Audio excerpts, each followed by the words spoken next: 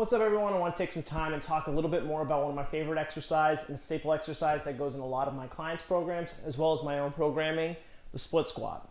We're going to cover a lot of variations right now, and what you'll notice is between different variations, the setup is pretty similar, but a lot of people think that they have to change the setup. So we're going to talk about the basic split squat to start.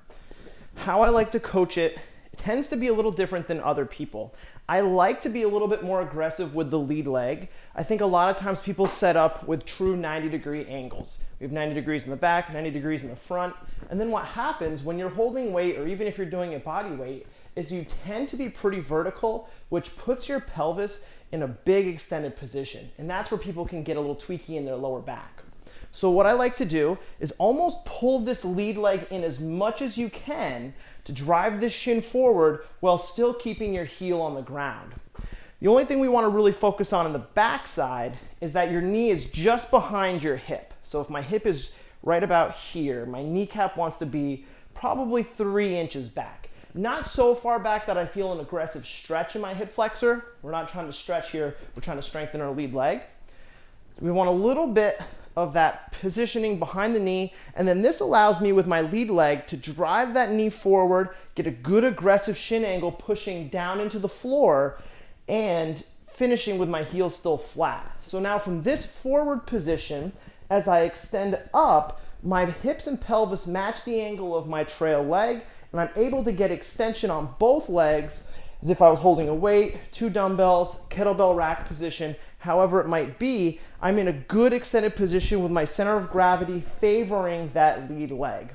And that's the base split squat. So again, quick recap: kneecap behind the trail hip, just enough so that we don't feel a stretch in our hip flexor, and we want to drive our positioning forward to get a great shin angle while still keeping our heel on the ground. Now, variation number 1. We take a riser. It can be a weight plate, it can be a step.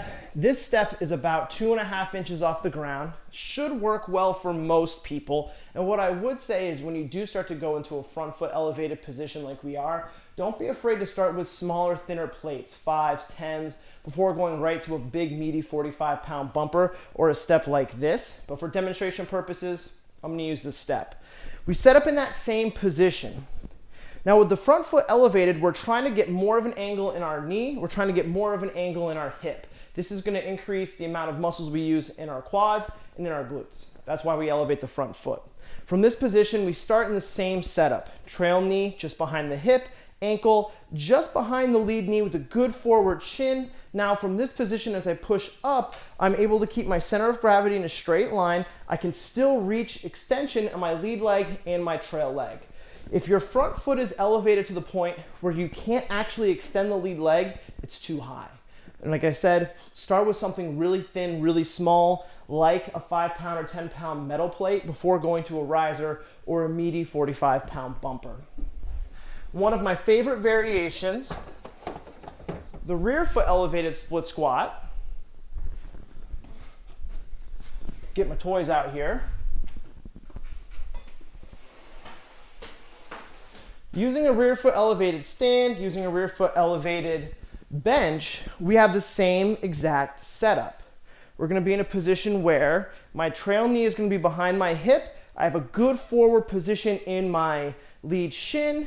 And now from here, I'm able to float and extend over the lead leg while managing my center of gravity, not keeping it too far behind me and feeling like I'm going to tear my trail hip or stretch too much in my adductors. As we move from variation to variation, knowing that each variation has its own unique demands is super important. We don't want to just switch exercises just to switch exercises. Once you master the split squat from the floor, the next step from there is to do the split squat with the front foot elevated. Once you've mastered the front foot elevated split squat, we can then go to our rear foot elevated split squat, which is a fantastic alternative for back squatting, especially if you have a cranky lower back. All of these variations tend to be pretty lower back friendly because your knee, when you're in the bottom, your knee limits the amount of depth you can actually get in that lead leg. Whereas when you're back squatting, you're sitting below parallel. This kind of self-regulates in a way. So split squat 101, pay attention to the setup in the bottom.